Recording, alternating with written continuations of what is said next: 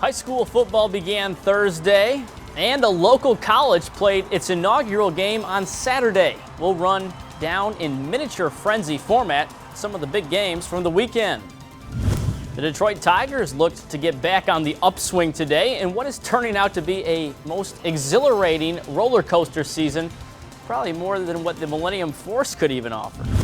Hamilton native Nick Carlson and his caddy Chad Campice joined me live in studio to discuss Carlson's semifinal finish at the United States Amateur and much more. It was a pure Michigan day at Michigan International Speedway as the NASCAR Sprint Cup Series was in Brooklyn, Michigan for the Pure Michigan 400. All that and more coming up on Sports Overtime.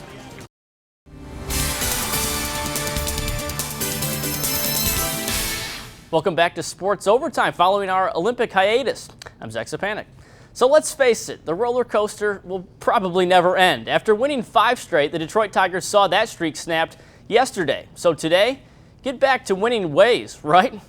Well, think again, because that's wrong. The Tigers concluded their 3-game series with the Los Angeles Angels Saturday afternoon. Top 5, no score, 1 on. Jeffrey Marte, having himself a day, gets a hold of it, sends it well past the bullpen in left. The 2-run blast was the 26th home run Anibal Sanchez has allowed this season. Meanwhile, the Tigers struggled against Angels starter Tyler Skaggs. Only 2 hits in his 6 innings of work, 4 total for the game. James McCann going down on strikes there, 1 of 6 for Skaggs in the game. Then top 6, Nick Buss doubling down the right field line. C.J. Crone crossed the plate. And all in all, a disappointing day for Detroit as the Tigers were shut out 5-0. Give Skaggs some credit, he did a nice job. We struggled for whatever, I can't really explain it, but for whatever reason we struggled against left-hand starters this year. And today was another day where we didn't really do much at all today. Let's rewind to last night's game between the Tigers and Angels. There were about as many fireworks during the action as were shot into the sky as part of the postgame at Comerica. Ian Kinsler here leading things off for the Tigers with the solo shot, and from there things just got weird. Bottom 3, Victor Martinez doesn't like the call from home plate umpire Mike Everett, so he had a few choice words for him. That led to this, Martinez being ejected for only the 4th time in his career. He had to be held back.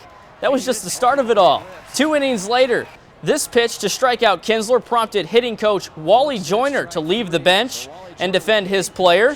Then Brad Ausmus defended Joyner, and both were tossed. Finally in the 6th, J.D. Martinez pretty sour over this called third strike, and he would hit the showers early. Check out the slow motion here, and you be the judge. Tigers with double the amount of ejections as in the game as runs, as the Angels took it Saturday night 3-2. The Texas Rangers, meanwhile, hosted the Cleveland Indians Sunday afternoon. Tigers hoping for a Rangers win. Bottom 3, Ian Desmond takes it the opposite way. The RBI single put the Rangers on the board first. Then in the 4th, Jonathan Lucroy sends a shot to center. Adrian Beltre puts on the PF Flyers all the way from second, beats the throw home, and the Rangers were out front 2-0. Top 6, Jason Kipnis smacks it into right. The RBI single cut the Indians' deficit in half, but the Rangers would hold on for the win. 2-1, the Tribe fall. Taking a look at the American League Central standings, the Tigers sit 4.5 games back of the division-leading Indians, so they are hanging close. And then the American League wildcard standings, the top 2 spots earn playoff berths. As you can see, the Boston Red Sox hold down the top spot, and the Baltimore Orioles own the second, but the Tigers are close on their heels, 2 games back. Tomorrow, the Tigers begin a 3-game set with the Chicago White Sox at Comerica. To Williamsport for the Little League World Series World Championship. South Korea taking on New York. Bottom 4, Connor Rush sends a blooper to left. His RBI single put New York out front. They added a run in on a passed ball later in the inning. Then Ryan Harlos, the strikeout for the final out.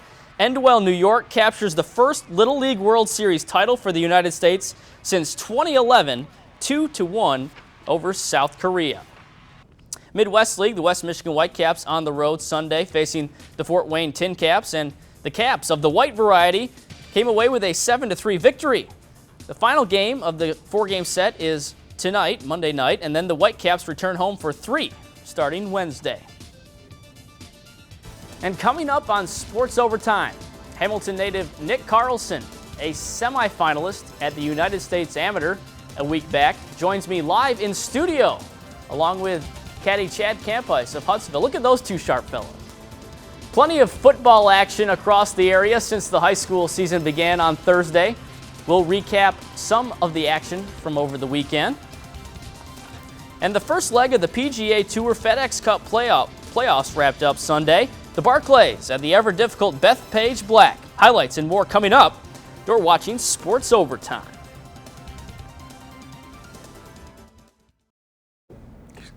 Welcome back to Sports Overtime. I am now joined by Nick Carlson on the right, a U.S. Amateur semifinalist just a week ago, and then caddy Chad Campice of Hudsonville. Nick, a sophomore at the University of Michigan and a Hamilton native. Guys, thanks for joining us today. No problem. Thanks for having us. Thanks. Well, Nick, we got to start with you, Mr. Semifinalist yourself. Take me through just the tournament itself and what went through your mind. The crowds that followed you were amazing. Your performance was amazing. It had to be a heck of a week. No, it was just, it was unreal. The whole entire week was a bonus. Like we said in our interview with you the week before, we were just trying to get to around a 64, and then I got past 60 more guys. And you had the crowds behind me. You had my family and friends were out there. My high school buddies were out there. I could look over them and just smile and tell a joke from 50 yards away. And then I had my right-hand man here calming me down the whole entire week. So that was pretty amazing. Now, you had Joe Buck announcing on Fox. You had Holly Saunders interviewing you. You guys were in the limelight quite a bit. How'd that help your game? Oh, gosh, it was fun. We could just laugh. Joe Buck told them after I lost on Saturday, he wanted him every single week to be at the tournaments. Holly Saunders pretty much was in tears when I got booted by Curtis on Saturday. And, it was just it was a great feel, the whole entire event. So we know that Nick likes the spotlight a little bit, quite a bit. And Chad, if we could take a clip, Chad likes the spotlight as well. Let's take a look at this. This is awesome. How is our interview with Holly Saunders? You gotta get me on camera. You guys got salsa music for me? I'll give you some moves. I don't want to see that. Can we see some of those salsa? Nick doesn't want to see it. I don't want to see it. You still don't want to see it, probably? No, We'll save it for next year's AM, I think. Yeah, out in LA. I'm sure if we got the W, he could have done it on the putting green, but that's not Holly happening. would have probably been asking for him. Chad, take me through just your experience as a caddy, what it was like to be there, to see Nick's support, and you're his biggest supporter there, obviously, throughout the week. Just take me through your side of things. I don't know about that. You got to beat his dad out. That's kind of tough to beat Steve Carlson as the biggest supporter. Biggest supporter right next to him on the course. Yeah, I just get the joy of being there for the best seat the whole week. Mm-hmm. My dad, said to me, he didn't like having to fight through the crowds, and I didn't have to the whole week. I got to sit there about 5 feet away from him and watch every shot, which was pretty cool just to see Nick finally play up to the potential that he's capable of, and to see that he can compete on that stage against the world's best amateurs, and to see that he has what it takes to go to the next level. Mm-hmm. And then, Nick, as far as your rank was well over the 1,000 threshold as far as the amateur status. So the whole week it was the underdog coming through, the hometown underdog coming through. Did you kind of accept that and take that as your own? I felt it a little bit. You could feel it just because of how big the crowds were. I didn't call myself the underdog. We didn't call ourselves the underdog. We knew who we were, and we knew we were capable of playing great golf. And the underdog kind of just came with it. And who's this Carlson kid was the thing floating around Oakland Hills. And I embraced it and I took it, and it was cool to have all those people out watching. Yeah. And then Chad, both of you, when we talked last, you guys told me how at the qualifier. The highlights are great. Yeah, you were pumped the whole time. Oh yeah. But you guys told me about how you're the best golfer you know. Can you each take a little stance at maybe something that's came out during the week at the USAM? Yeah. Well, the number one AM in the world, Maverick McNeely, was standing on the putting green on Friday when I came back, and Nick was on the putting green, and I came up to him and I said, just whispered in his ear, you're still the best player on this putting green. And as he looked back, Maverick McNeely walked off the green. I said, don't worry, he was on the green when I said that to you. And I want to just keep instilling that the whole week, that he is, at least to my knowledge, he's the best player I know. I mean, I've watched pros play, and the way Nick drives the ball off the tee doesn't look any different than the way the pros do. So. And Nick, you took that to heart? Yeah, I mean, Chad was my right-hand man the whole entire week. We, you know, he called me down. I didn't want to tell him when we were playing that he was calling me down, because he kept saying, you know, tempo, keep putting like you had all week and stuff like that. I just kind of shrugged it off and said, yeah, I know, Chad. And as we were driving home, I really realized how much that helped me and how much of an advantage that was to have. Well, guys, thanks so much for joining us tonight. It was great to see your run at the USAM. Amazing run. We look forward to a couple more years. You got exemption for the next 2 years, if I'm right. Yep. Yes, sir. So plenty more to come from you guys. Yeah, we're looking forward to it. Thanks for having us, Zach. Awesome. And Yeah. it's been a lot of fun. Yeah, thanks, guys. Thanks a lot, Zach. Well, it's football season. We'll take you through a miniature frenzy format of the weekend's top games, from college to high school, highlights and reaction from Saturday's action. The NASCAR Sprint Cup Series was in Michigan on Sunday. Michigan International Speedway hosting the Pure Michigan 400. And it was pure racing. Sports Overtime continues after the break.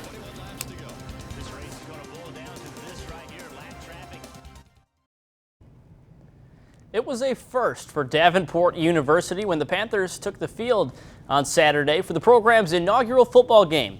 They welcomed Taylor University to town, looking to start things off on the right foot. Let's head out to the home of the Panthers, the Farmers Insurance Athletic Complex in Caledonia. What a name, right? First quarter, 7-0 Trojans, and on the ensuing kickoff after the score, Rashawn O'Neal fields it on the hop, picks up a few nice blocks, rumbles down the home sideline, 86 yards to the house for the first ever Davenport touchdown, and it tied things at 7. Later in the first, Hunter Kraus, the play fake, scrambles right, hits Herman Brunis in the back of the end zone, one of his 3 touchdown receptions in the game. Panthers led 14-7. Then in the third, Everett Pollard keeps it himself, scores. That capped 21 straight from the Trojans. Davenport falls in the program's inaugural game, 41-28.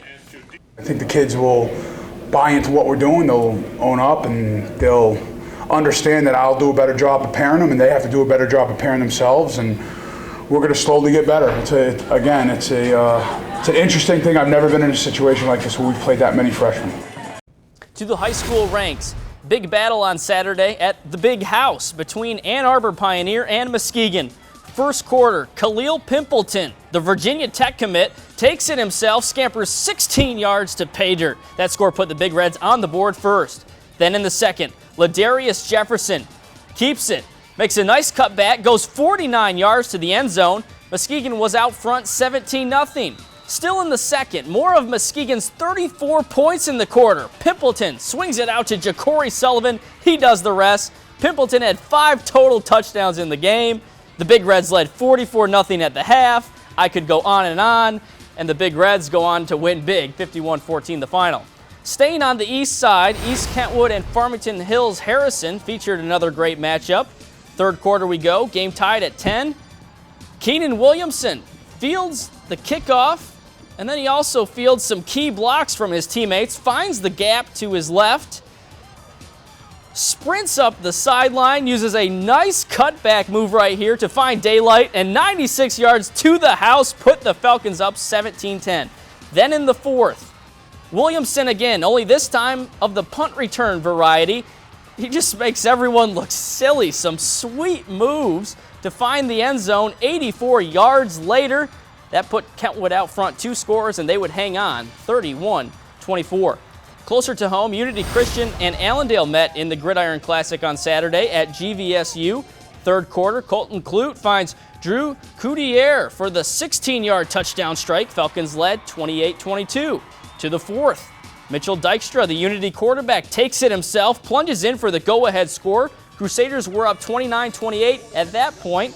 Then it was Parker Skolton sealing the deal with the 3-yard touchdown run. Unity Christian sneaking by Allendale 37-35. Next on the dock, OK Red newcomer Caledonia. They took on Fenton early second. Fenton deep in Caledonia territory. Josh Zarnota finds Alex Marshall in the corner of the end zone. That put the Tigers up 14-zip. Then 8 minutes remaining. Fighting Scots down 11, and on 4th down, Michael Silveri comes through in the clutch, finds Cam Robinson, who rumbles 58 yards for the score. That cut the deficit. Then after a takeaway, Caledonia back with the ball, 6 minutes to go, and Justin Zoet takes the handoff and takes off. Finds the hole. 55 yards later, the score, Fighting Scots win an absolute thriller, 55-52 over Fenton. How about an OK Black, OK Blue crossover matchup? Fruitport and Coopersville squared off. First quarter, Fruitport gets on the board first with this 5-yard touchdown run by Levi Six. Trojans were out front in the early going. Second quarter, Riley Johnson hooks up with Jake Demansky on the rollout, the 5-yard touchdown pass. However, a missed extra point kept it 7-6 Fruitport. Then in the third, Johnson again. This time he hits Brandon Wright to make it a 3-score advantage. Coopersville ran away with things in the second half, 36-13 the final. Our final stop pitted Muskegon Orchard View and the Montague Wildcats. First quarter, beautiful inside pitch here by the Cardinals. Isaias Reyes takes it in from 13 yards out.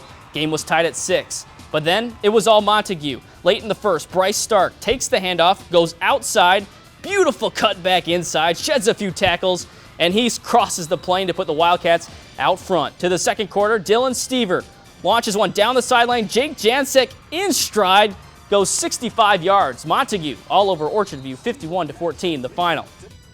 Injury news from the National Football League. How does that old nursery rhyme go? Step on a crack, break Tony Romo's back? I kid, of course, but yesterday, Dallas Cowboys head coach Jason Garrett announced that an MRI revealed Romo does in fact have a fractured vertebrae in his back, suffered in Thursday's preseason game against Seattle on that hit right there. The quarterback is expected to miss 6 to 10 weeks, and rookie Dak Prescott figures to step in during Romo's absence. NFL preseason action. The Detroit Lions in Baltimore on Saturday doing battle with the Ravens. Second quarter, Matt Prater from 28 yards out through the uprights. He drilled 3 field goals in the game. Later in the second, Theo Riddick takes the handoff, goes outside, but Matt Judon stuffs the gap. The Grand Valley State product led the Ravens with 5 total tackles in the game. Then early third, Judon again on the pass rush this time. The sack and forced fumble. The Laker for a lifetime with an outstanding showing as the Ravens steamrolled the Lions 30-9. On Friday, Holland Christian product Kirk Cousins and his, I guess we're going to a tease. Look at that. Tease time after the break. Michigan International Speedway welcomed the NASCAR Sprint Cup Series to its track. A recap of the Pure Michigan 400 next on Sports Overtime.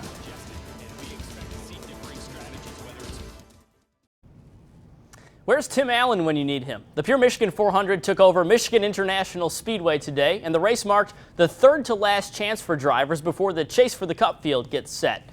To the track, Detroit Red Wings head coach Jeff Blashill, the Grand Marshal for today's Pure Michigan 400, and Joey Logano was on the pole, leading the field to the green flag. We go to lap 27. Kyle Busch in the green there, spins out from the side force on the car, ends up in the lawn. He finished 19th. To lap 125 on the restart, Chase Elliott and Kyle Larson battle for the first position, and Larson would take it. Then with 29 to go, the two battled out of pit road, Elliott getting the advantage this time around, and he held on to the lead until there was 10 laps remaining. That's when Larson jumped out front, and Larson takes home his first Sprint Cup Series race. Elliott finishes second, Brad Keselowski third. Let's hit the links. Final round of the Barclays, the first leg of 4 that make up the FedEx Cup playoffs. To the 5th hole, Emiliano Grillo, coming off a birdie, drains the long putt here to go to 8 under. Just 1 behind 54-hole leader Ricky Fowler. Then back on the 4th, Fowler, the nice Sunday orange, drops in the birdie putt to get to 10 under, 2 clear of second. Back up to the 7th, Grillo, 80 yards from the hole on the par 5, hits the perfect wedge shot, leaves it inches from the cup. He would tap in for birdie and move to 9 under, just 1 shot off the lead. Then Patrick Reed on the 7th. This eagle putt to claim solo lead just misses, but taps in to grab a share. And then how about this shot at the 15th by Jason Day, easily the highlight of the round. Plays a mile of break, catches the ridge down the hill, and look at this thing roll. The 71-footer as right down Broadway as you can get it, folks. Unreal. That put him in the mix in a tie for third, but the tournament belonged to Reed. This birdie on 12 put him 2 in the clear, and Reed claims victory at the Barclays. Well, we are down to the final seconds of Sports Overtime. On behalf of the entire production crew, I'm Zach Sapanik. Thanks for staying up late with us, and we'll see you again next week. As he comes to the checkered flag, Kyle Larson's going to win in the Sprint Cup Series.